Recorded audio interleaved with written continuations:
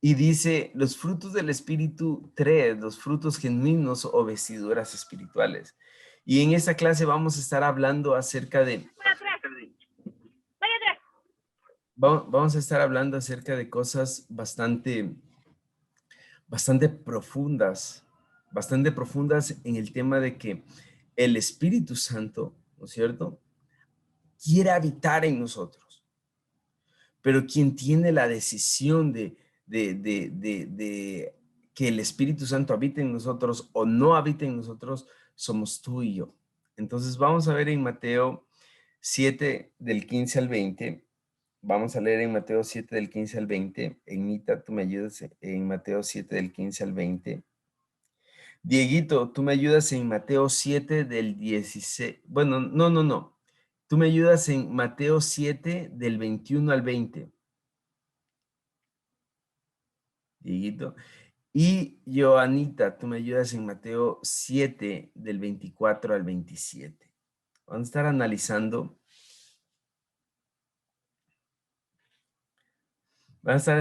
algo muy profundo acerca de las enseñanzas de Jesús. Entonces, Enita, ¿podemos comenzar leyendo Mateo 7 del 15 al 20, por favor? ¿Sí me escucha, profesor? Sí, ahí sí. Me escucha, ya. Mateo 7 del 15 al 20. Ajá. Dice, por sus frutos me conoceréis. Guardaos de los falsos profetas que vienen a vosotros con vestidos de ovejas, pero dentro son lobos rapaces.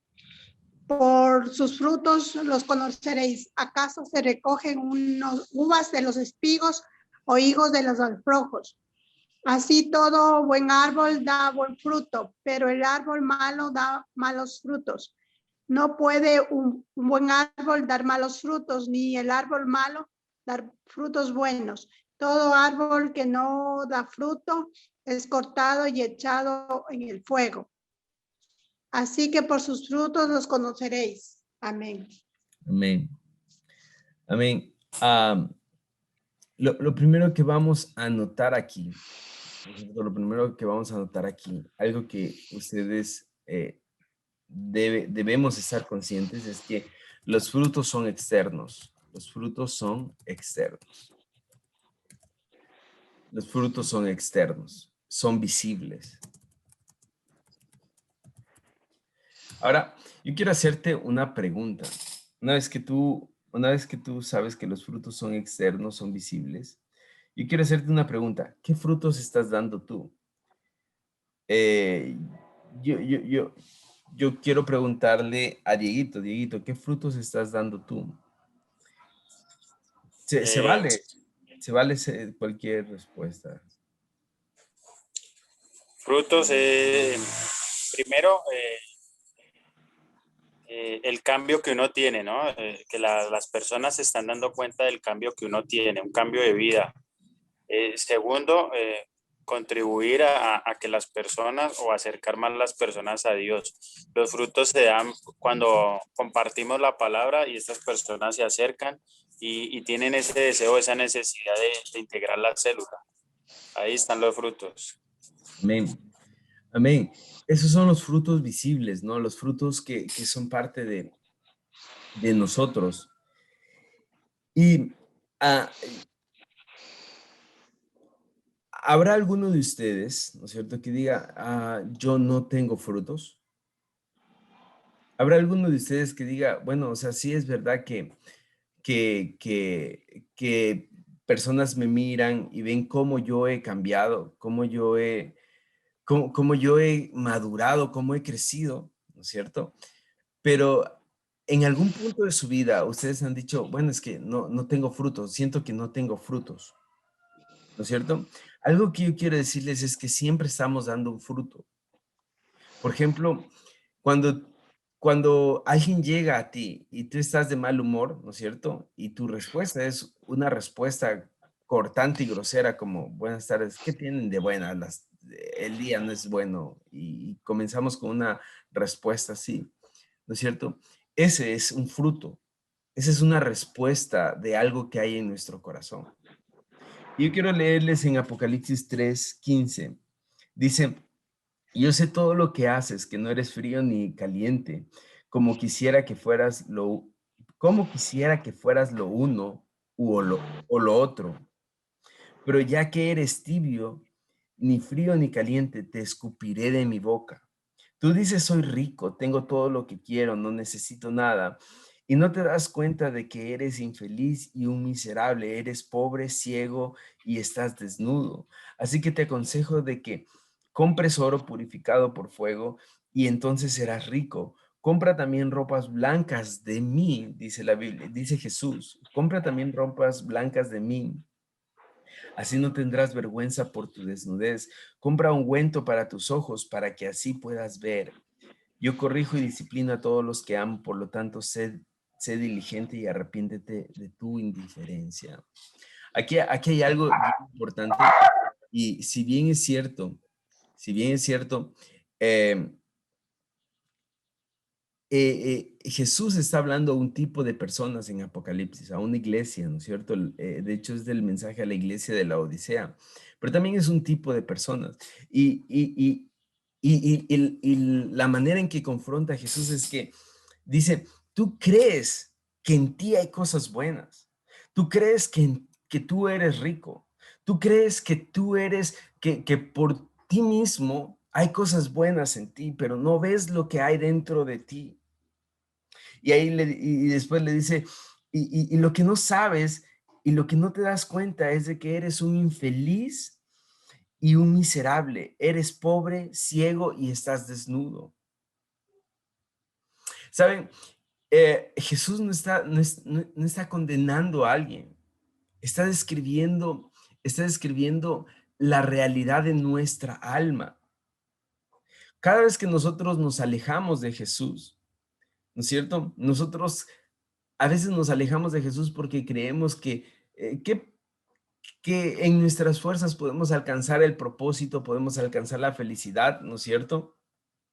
Pero lo que no entendemos es de que nosotros somos pobres espiritualmente, que no hay nada bueno por nosotros mismos, que lo que es bueno que lo que es bueno en nosotros es la gracia de Dios dentro de nosotros que nos limpió, que nos limpia, que nos purifica y que saca a relucir un tesoro que hay en nuestro corazón.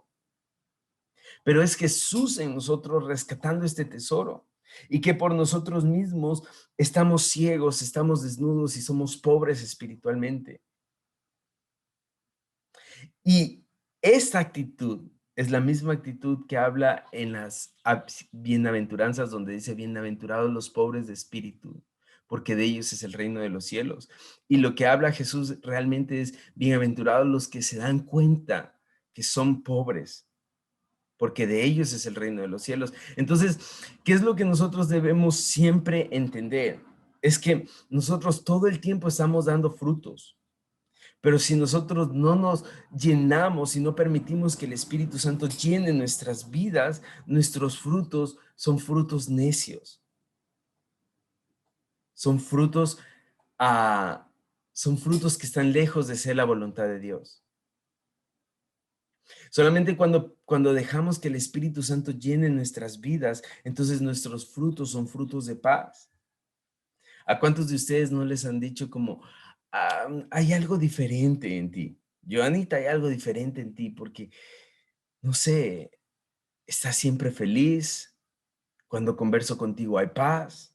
Y ese es un fruto que la gente lo puede ver. Aunque tú no lo puedas ver, la gente lo puede ver, pero eso pasa cuando el Espíritu Santo está en ti.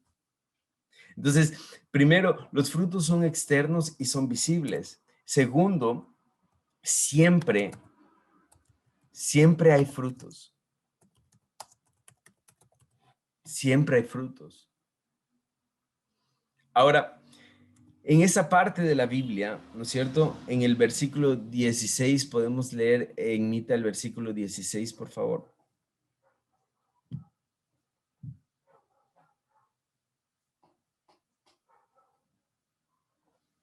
Está muteado el micrófono. ¿Y me escucha? Sí, ahí sí. Mateo 7:16. Ajá. Sí, dice, por sus frutos los conoceréis. ¿Acaso recogen uvas de los espinos o higos de los abrojos? Amén. ¿Sigo? Sí, no, hasta ahí está bien. Entonces, algo que nosotros debemos entender es de que, ah, digámoslo así, eh, ¿qué pasaría si se quitaran todos los espejos de tu casa, de la casa de nosotros, se quitaran todos los espejos? Entonces tú te levantas en la mañana, ¿no es cierto? Te bañas, digamos, te bañas, te peinas, ¿no es cierto? Todo, pero no sabes cómo estás. No ves tu apariencia, no tienes dónde reflejarte. No hay una cámara, no hay un espejo, ¿no es cierto? No sabes cómo estás. Eh, Quitaron todos los espejos, ¿no es cierto? Y tú estás creyendo dentro de ti, tienes una imagen de que estás bañado y estás bien, ¿no es cierto? Y que no pasa nada, ¿no es cierto? Pero, ¿qué tal que de repente traen un espejo, ¿no es cierto? Y de repente te ves y dices, wow, no me fijé que se me quedó jabón en el oído. No me fijé las ojeras que tengo por trasnocharme. No me peiné bien, ¿no es cierto? Wow, digamos, las chicas que se maquillan, no me logré maquillar bien, estoy maquillado de manera horrible porque recién te alcanzas a ver en un espejo. Entonces, ¿qué pasa? El espejo es importante para ver cómo estamos nosotros. Ahora, ¿saben cuál es el espejo que refleja el estado de nuestro espíritu?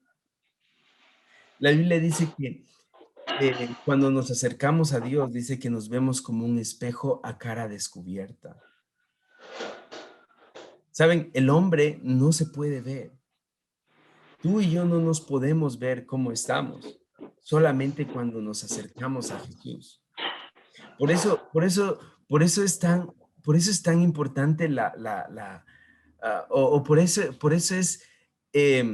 ocurre la conversión, porque todos caminamos felices por el mundo y vamos así, estamos bien, ¿no es cierto? Y vamos de farra en farra, de fiesta en fiesta, y estamos excelentes y todo, pero cuando, ¡pum!, llega Jesús, y Jesús es como un flash de tu alma y te das cuenta que estás vacío, que estás roto, ¿no es cierto? Que estás ciego, que estás desnudo, que estás pobre, ¿no es cierto? Y tu alma comienza a clamar, tu espíritu comienza a clamar y a decir, por favor,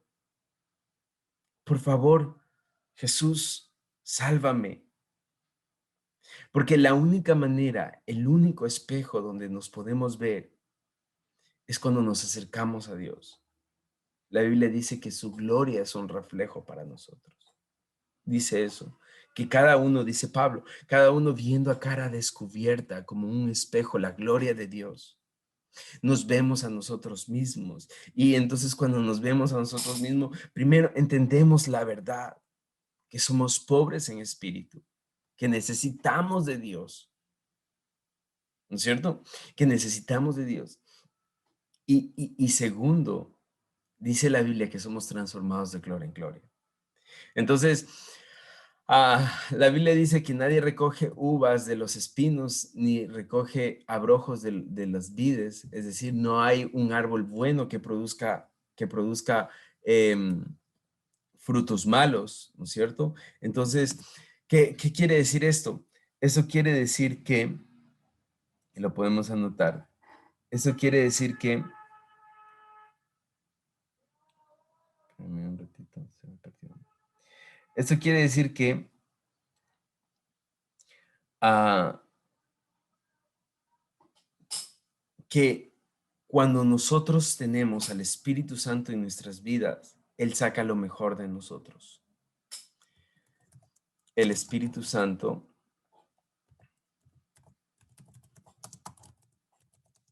en nuestras vidas produce buenos frutos. Produce buenos frutos. Produce buenos frutos.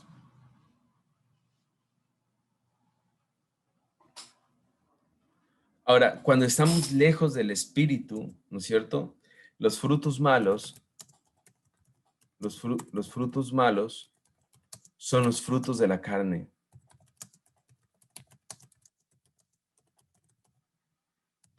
Son los frutos de la carne.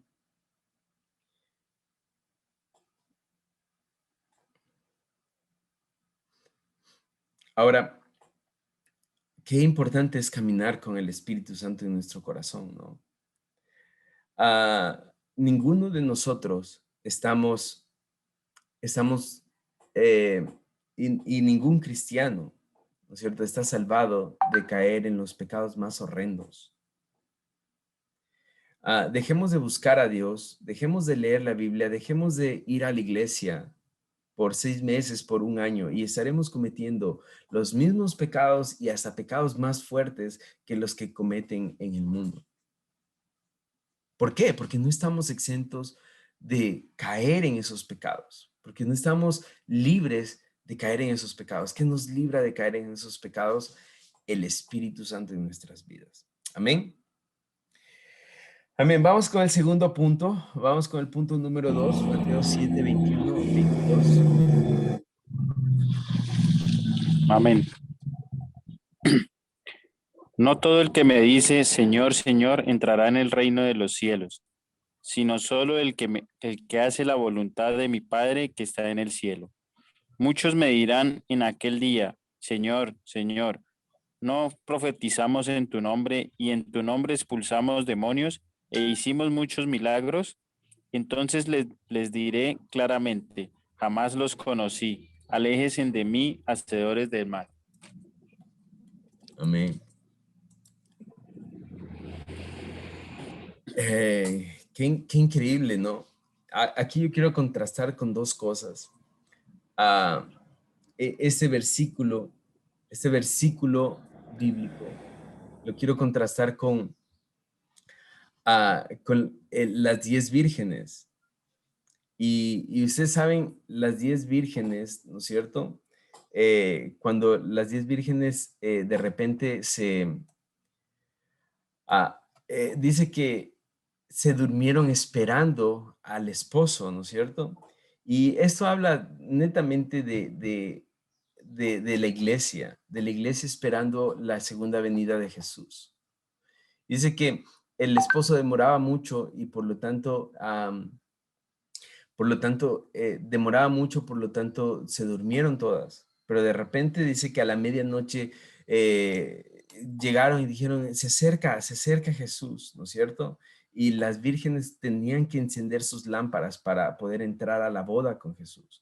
Entonces, las vírgenes prudentes habían llevado aceite en sus lámparas y las imprudentes no tenían aceite, por lo tanto no podían prender sus lámparas. Ahora, una lámpara prendida implica un fuego. El fuego implica el Espíritu Santo en nuestras vidas. Ahora, el aceite es el combustible, ¿no es cierto? El aceite es el combustible, también el aceite es representación de la unción, el aceite es representación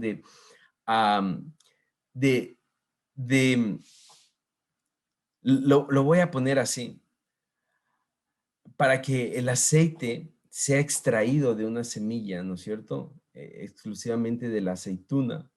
La aceituna tiene que romperse, ¿no es cierto? Y cuando se rompe la aceituna, entonces cae el aceite. Y este proceso de extraer el aceite es un proceso en la vida del cristiano. Es un proceso de tener una relación con Dios, de pasar tiempo buscando a Jesús, a Dios, ¿no es cierto? En su palabra, en oración, en adoración, ¿no es cierto?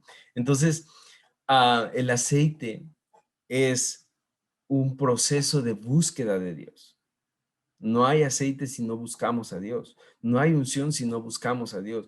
No hay unción, no hay aceite si no leemos, si no tenemos algo en nuestro corazón que se desespera por Jesús. No hay aceite. Entonces, todo se conecta, ¿no es cierto? Las 5 vírgenes sensatas, tenían aceite porque habían estado buscando a Jesús. porque habían estado leyendo su palabra, porque habían estado en un proceso de búsqueda de Dios. Aunque se habían olvidado que Jesús volvía, ¿no es cierto? Porque dice que durmieron, pero habían estado ahí. Habían estado buscando su palabra. Y las otras 5 vírgenes, ¿no es cierto? Decían, bueno, yo creo en Dios. Bueno, yo creo, bueno, yo esto. Pero ya Jesús está tardando mucho, ¿no es cierto? Y dice que de repente entraron las 5 y las otras 5 no entraron porque fueron a ver aceite, fueron a querer comprar aceite, ¿no es cierto? Y cuando llegaron ya no había, ya era muy tarde. Entonces, algo que en el segundo punto vamos a ver es qué hacemos cuando ya está el Espíritu Santo dentro de nosotros, porque nosotros podemos tener al Espíritu Santo a través de la oración, de la lectura de la palabra, pero ¿qué hacemos cuando tenemos al Espíritu Santo dentro de nosotros? Y aquí viene algo bastante importante y es, haz tu voluntad en nosotros, lo que dice em, el, el Padre nuestro, que se haga tu voluntad en nosotros, ¿no es cierto? Señor, si tú has puesto tu espíritu en nosotros, es para que tú hagas con nosotros conforme tú quieras hacer. Entonces, algo que nosotros vamos a ver es que el Espíritu Santo produce frutos buenos en nosotros, ¿no es cierto? Produce frutos buenos en nosotros. Pero estos frutos, ¿no es cierto? Estos frutos,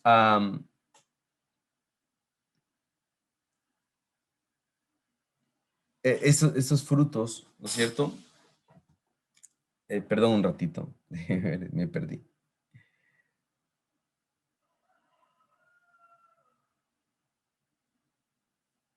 Ya, estos frutos deben ser producto de una relación con Dios. Entonces, los frutos deben ser producto de una relación con Dios.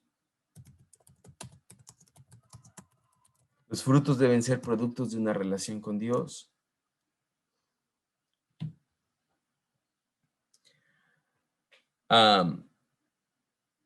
¿Por qué?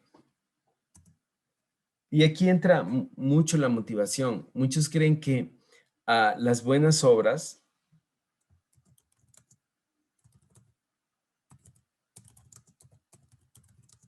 nos salvan, ¿no es cierto?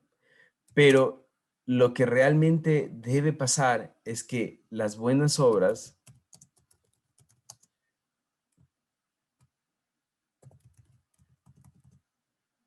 perdón, las buenas obras no nos salvan,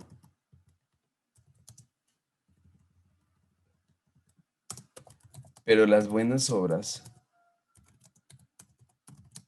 son producto de la salvación.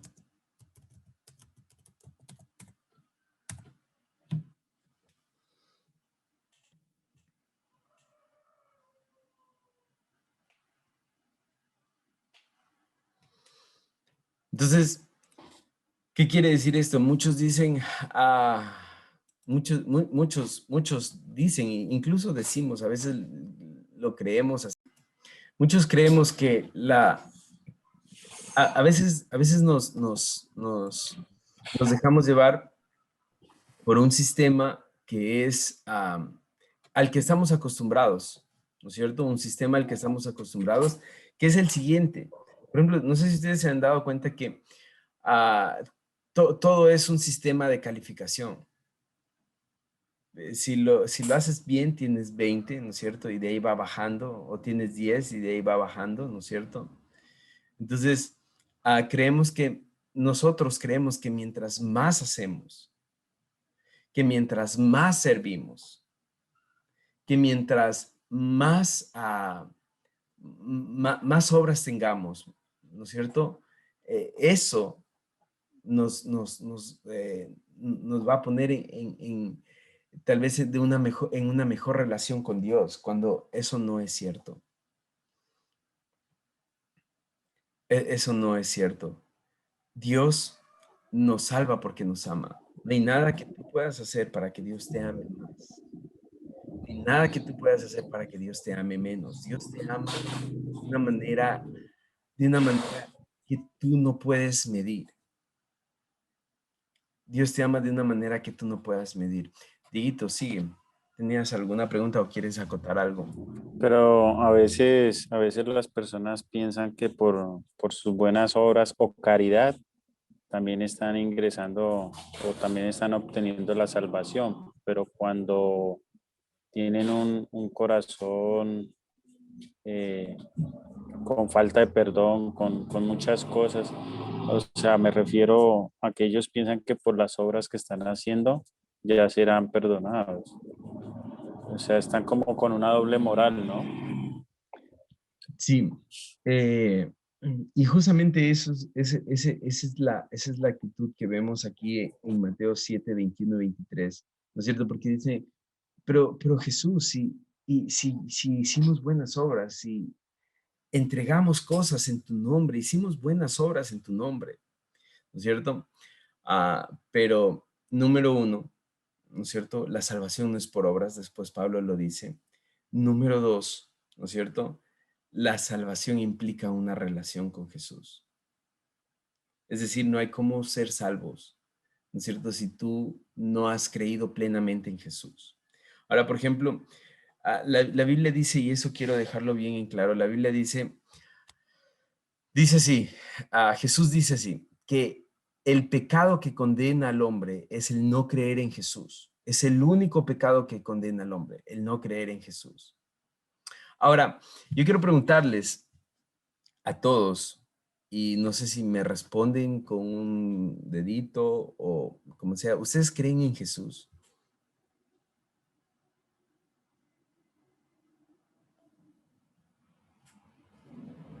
Sí, Sigue, dedito. Amén, claro que sí. Amén. Y es que históricamente está escrito que fue real. Amén. A través de la historia se está dividiendo en dos, antes y después de Cristo. O sea que es una realidad. Amén. ¿Crees en Jesús? Ahora, Pamelita.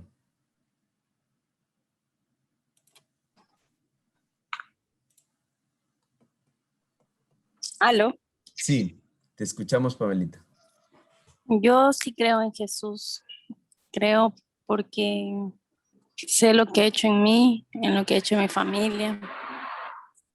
Es algo que a veces, pues como humanos, a veces, pues sí, por ejemplo, cuando nos topamos con una persona, en mi caso, que con mi padrastro, que así yo no quiera, pues a veces me lo topo y él dice que Dios no existe.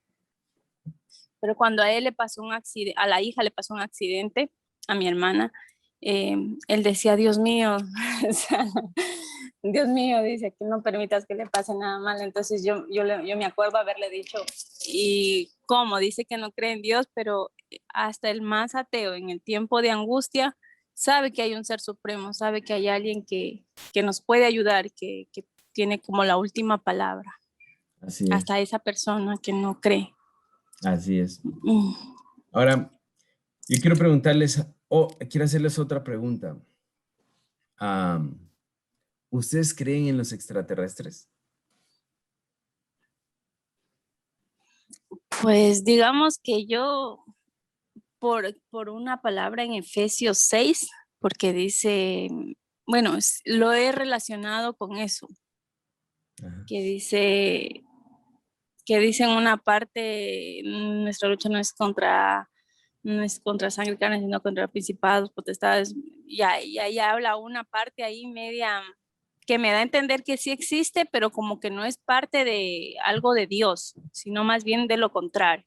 Ajá. Ujú. Entonces, sí crees en los extraterrestres.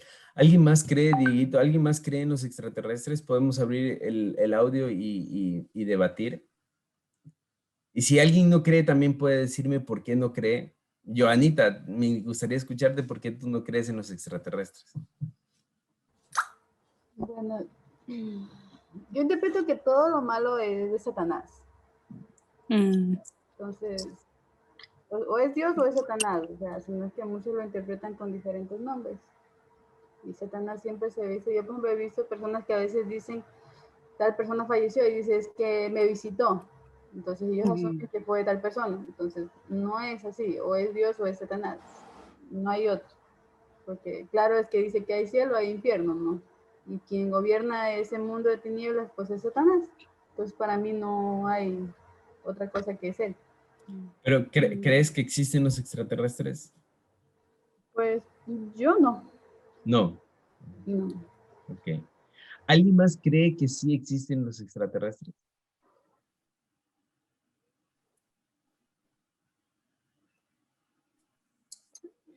Pues eso lo sabremos ahorita lo que pase con el robot que enviaron a Marte.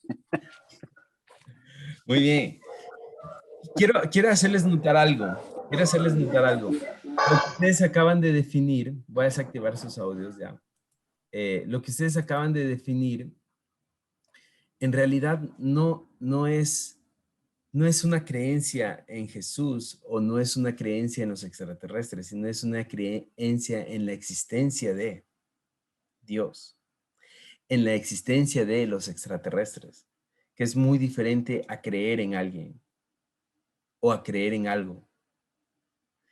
En estos días me prestaron un dron por un tema institucional. Bueno, me prestaron un dron y es un dron bastante nuevo, bastante caro, ¿no es cierto?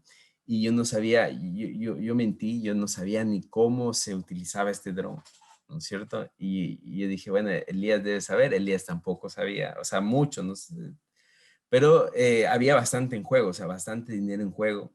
Entonces, cuando la primera vez que lo volamos, yo estaba nervioso porque si algo pasa, tengo que pagar ese dron.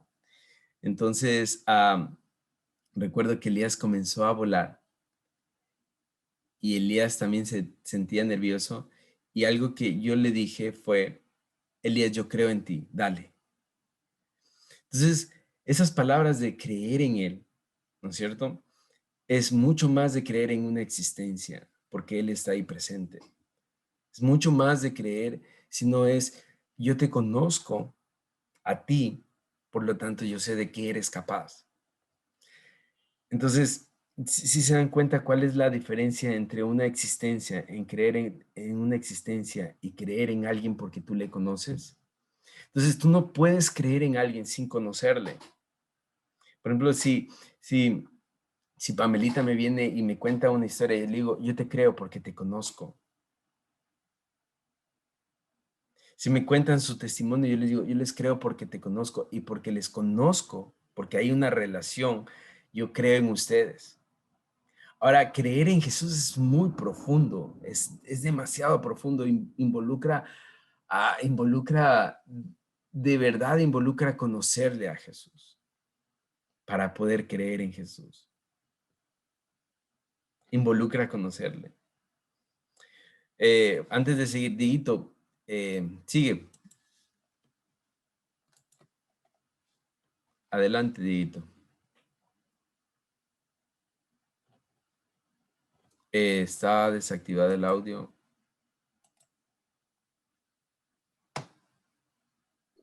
Ya.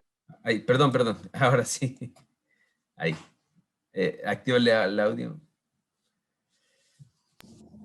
Pues mi Es. hermano, ahorita con todo esto que está sucediendo, yo en lo personal no creo, porque es un tema de debate siempre, los teólogos con los científicos, siempre ha habido ese debate y hoy en día los científicos le dan más credibilidad a las palabras escritas en la Biblia, ¿no? Eh, ahorita este tema de la NASA, de Marte, puede que hubo vida, puede que no, pero, pero lo que yo siento personalmente es que no, todos son creencias más científicas, ¿no? Ajá. Ah, sí, o sea, por ejemplo, si creemos en la existencia o no existencia, ¿no es cierto?, de los extraterrestres, creo que ah, se remite a pruebas, ¿no?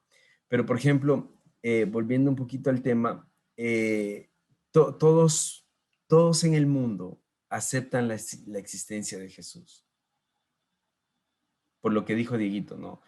Jesús marcó antes de Cristo y después de Cristo. Un punto histórico en la Biblia marcó Jesús. Entonces todo el mundo acepta la existencia de Cristo, pero no todo el mundo cree en Jesús, en sus enseñanzas. ¿Por qué? Porque el creer en alguien, el creer en Jesús y en sus enseñanzas implica vivir como Él vivió. Hacer lo que Él te pidió que hagas. Sí, Dieguito, adelante. Es lo mismo que, o sea, si uno le pregunta a la gente en la calle, ¿usted cree en Dios? ¿Usted cree en Jesús? Todo el mundo va a decir que sí. Todo el mundo dice que sí. Así es. Es muy raro el que le salga uno ateo. Todo el mundo cree en Dios. Exacto. Pero no es creer en Dios, sino creerle a Dios. Así es. Sí, correcto. Bien, entonces, creo que es bastante profundo el hecho de que nosotros, de que creer en alguien, ¿no es cierto? Implica conocerle. Ah, cuando ustedes se casan o se casaron o cuando se casen, cuando nos casemos, ustedes van a decir sí, ¿no es cierto? En el altar porque creen en esa persona, porque le conocen, ¿no es cierto? Lo poquito que le conocen y creen en esa persona y creen en ese amor. Entonces, eso es creer, ¿no es cierto? Es mucho más profundo que creer en la existencia de algo. Bien, sigamos, por favor. Entonces, vamos al siguiente punto. Vamos al siguiente punto. Joanita, podemos leer Mateo 7, 24 al 27. Amén. Todo el que escucha mi enseñanza y la sigue es sabio, como la persona que construye su casa sobre una roca sólida. Aunque llueva a cántaros y suban las aguas de la inundación y los vientos golpeen contra esa casa, no se vendrá abajo, porque está construida sobre un lecho de roca. Sin embargo, el que oye mi enseñanza y no la obedece es un necio, como la persona que construye su casa sobre la arena. Cuando vengan las lluvias y lleguen las inundaciones y los vientos golpeen contra esa casa, se derrumbará con un gran estruendo. Amén. Amén. Primero que todo, vamos a ir discerniendo las cosas poquito a poquito. Las dos casas fueron construidas, ¿no es cierto? Vamos a decirlo por el mismo constructor. Es decir, le contrataron a Rafaelito de la Iglesia Comunidad de Fe, Rafaelito Lara, y él construyó las mismas casas, la una en la arena y la otra en la roca, ¿no es cierto? Entonces, primero, ambas casas parecían iguales en el exterior. Ambas casas parecían iguales en el exterior. Ambas casas parecían iguales en el exterior. Ambas casas, si alguien construye una casa estándar, ¿no es cierto? Ambas casas tienen los mismos materiales. Digamos, cómo se construyen hoy las casas. Metal, cemento, ¿no es cierto? Perdón, hierro, cemento, ¿no es cierto? Bloque o ladrillo, ¿no es cierto? Tenían losa. Ambas casas eran exactamente iguales y se veían iguales por fuera, ¿no es cierto? Ambas casas se veían iguales por fuera. Entonces, aquí hay algo, aquí hay algo que implica esto. ¿Cuál es la representación de construir una casa? ¿Qué es lo que, digamos así, me gustaría preguntarles, yo, Anita, te pregunto a ti, ¿cuál es una visión que tú tienes como hasta el largo de tus días aquí en la tierra? O sea, ¿cuál es un sueño que tú quieres tener aquí en la tierra? O sea, digamos material. Tal vez no es tener tu propia casa. Pues sí, como mujer siempre añoramos tener tu propia casa, un lugar estable, seguro, que, bueno, te brinde también un poco de protección muchas veces, ¿no? Porque a veces, digamos, yo aquí en Darendo viven muchos inquilinos y sí crea un poco de inseguridad porque no es algo estable. También cuando tienes tu propia casa, pues obviamente te aseguras de que esté bien construida, que tenga toda la seguridad y todo eso. Así es. Entonces, y yo creo que si le pregunto al Dieguito si tiene este sueño, va a decirme, sí, yo también tengo un sueño de tener mi propia casa, de tener mi hogar, ¿no es cierto? La Pamelita ya lo tiene, la Vale ya lo tiene, es muy bonita la casa de la Vale, ¿no es cierto? En una casa en el campo, con bastante paz. Y si le preguntamos a Ignita, también va a decir lo mismo, ¿no es cierto? Entonces, tenemos que determinar que construir una casa es construir una vida. Construir una casa es símbolo de construir una vida. Es simbología de construir una vida.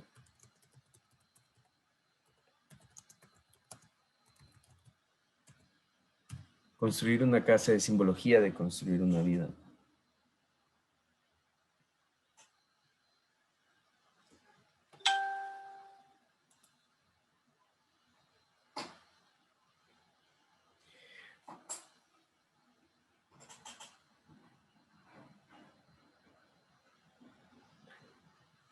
Pero aquí Dios está hablando, o aquí Jesús está hablando del corazón, ¿no es cierto? De una vida, o pueden poner corazón, el fundamento de nuestro corazón.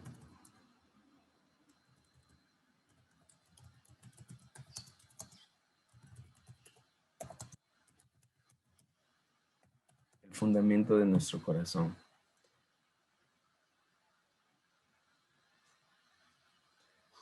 ¿No es cierto? Entonces, aquí sí ya viene dos cosas, ¿no es cierto? La persona que construyó su casa sobre la arena y construyó su casa sobre la roca. Ahora, dice que vinieron sobre las dos casas, vinieron lluvias, tempestades, vientos, ¿no es cierto? Entonces, sobre las dos casas,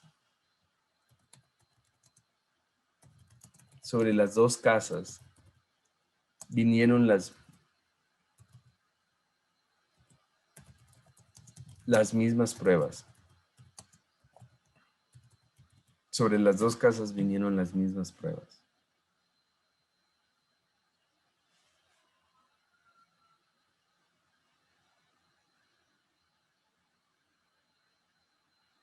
Ahora sí la pregunta del millón. Vinieron las mismas pruebas sobre las dos casas estaban construidas exactamente igual, lo único diferente era el cimiento, la arena y la roca, ¿no es cierto?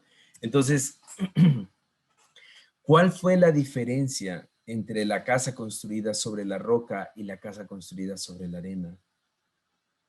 ¿Cuál es la única diferencia entre las dos casas? Bueno, ya lo acabé de decir, ¿no? Pero me gustaría hacerlo. La única diferencia entre las dos casas fueron los cimientos.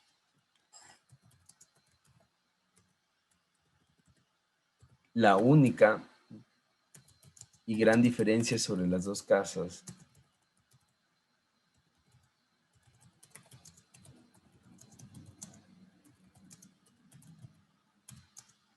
fueron los cimientos.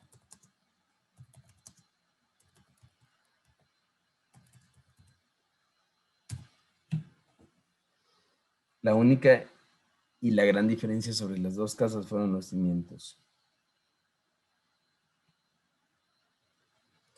Entonces, la arena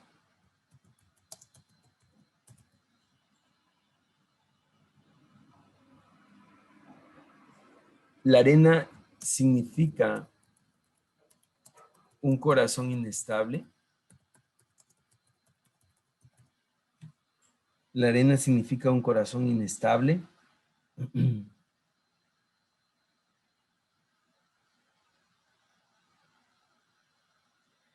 Que puede ser arrastrado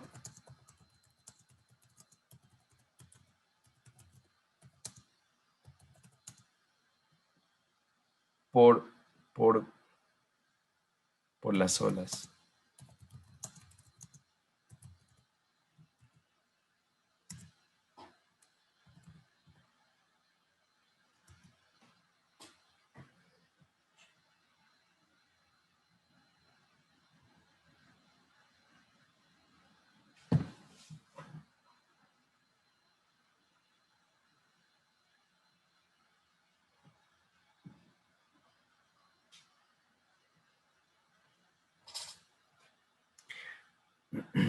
Aquí inestable, pongamos también, al final, pongamos desobediente.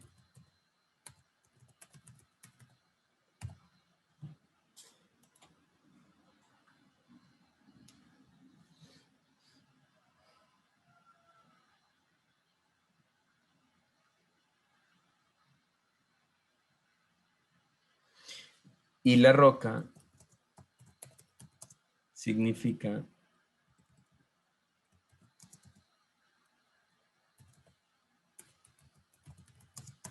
Jesús. Obedecer a las enseñanzas y mandatos de Jesús.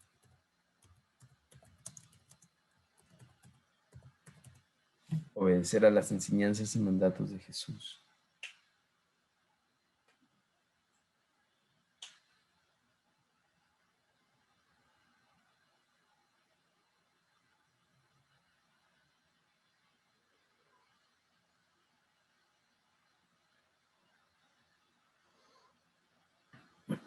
Entonces, quiero que ustedes marquen dos cosas. Esta palabra desobediente o desobedecer y la otra palabra obedecer. Subrayenle, por favor.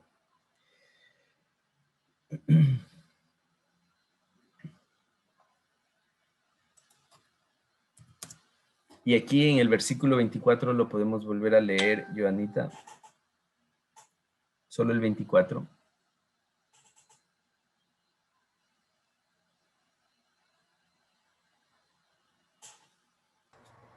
Todo el que escucha mi enseñanza y la sigue es sabio, como la persona que construye su casa sobre una roca sólida. Amén. Amén. Aquí hay un verbo, ¿no es cierto?, que dice que poner en práctica las enseñanzas de Jesús, ¿no es cierto? Poner en práctica.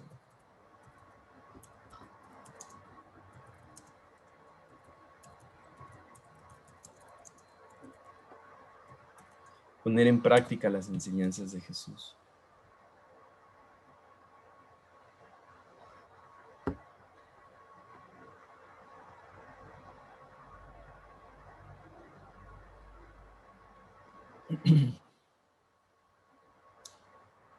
Ahora, yo quiero preguntarles, ¿dónde ustedes creen que se ve mejor? O si ustedes tuvieran un terreno en la playa, pudieran elegir tener un terreno en la playa, ¿dónde elegirían tener un terreno? En la roca, ¿no es cierto?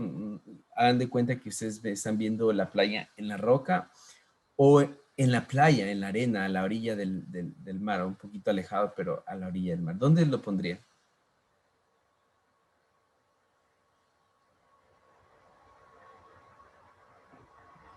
Sí, Dieguito, adelante.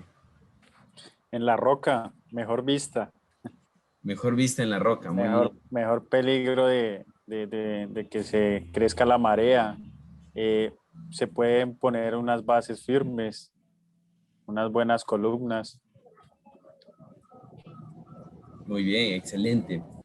Excelente. No sé si alguien más quiere decir, Joanita o Pamelita o Vale o Enita. ¿Dónde pondrían ustedes su casa? Sinceramente. Pues A sobre ver, la roca. ¿dónde? Sobre la roca. Sobre la roca, muy bien. Empezar la casa siempre tenemos que empezar con las bases y obviamente en la arena pues, no podríamos empezar ni Ok, siquiera con las bases. ok. Yo les voy a ser sinceros. Yo no pondría mi casa sobre la roca, porque la roca siempre implica que está un poco más alto, como dice Dieguito, está más vista. Pero si yo quiero bajar de la roca al mar, tengo que bajar. O sea, tengo que esforzarme más. En cambio, poner sobre la arena implica un poco más de comodidad. ¿Se han dado cuenta que las mayorías de casas, de chocitas, están hechas cerca del mar en la arena? Por una razón, y es comodidad. Entonces, a veces es más fácil acomodarnos a un sistema, a este mundo, ¿cierto? Es más fácil acomodarnos a una enseñanza de este mundo, a una enseñanza humanista, ¿no es cierto? Una enseñanza, un sistema creado por el ser humano, que seguir las enseñanzas de Jesús. ¿Quién en el mundo va a decir que amen a sus enemigos? ¿Quién en el mundo va a decir ama a tus enemigos? ¿Quién en el mundo puede amar a tus enemigos? O sea, qué fuerte es eso de verdad. Que a veces los mismos amigos nos caen mal. Imagínense amar a nuestros enemigos. Entonces, a veces yo sí les digo, por comodidad, ¿no es cierto? Acomodamos nuestra casa, nuestro corazón a las cosas de este mundo. Y el construir una casa sobre la roca a veces es más incómodo. A veces nos toma un trabajo de ser diferentes, de no encajar, de recibir burlas. Entonces, eso es lo diferente, ¿no? Entonces, pero, ¿cuál es la ventaja de construir una casa sobre la roca? Y me encanta que Jesús haya dicho todo esto. O sea, me parece que hay mucha sabiduría en Jesús, que imagínense, toda esta enseñanza simplemente es tomada desde el capítulo 7, versículo 15 hasta el versículo 27. Jesús, una tras otra cosa, perlas tras perlas fue soltando, ¿no es cierto? Y diciendo, hablando desde los frutos, después hablando desde la salvación y después hablando de ser prudentes. Qué interesante cómo Jesús lo ordenó, ¿no es cierto? O sea, cómo Jesús lo soltó. Yo no me imagino, o sea, estando a los pies de Jesús, con un corazón tal vez confrontado, ardiendo en pasión y después diciendo, quiero ser sabio, porque es tal cual la enseñanza de Jesús, ¿no? Entonces, no sé si tienen alguna pregunta.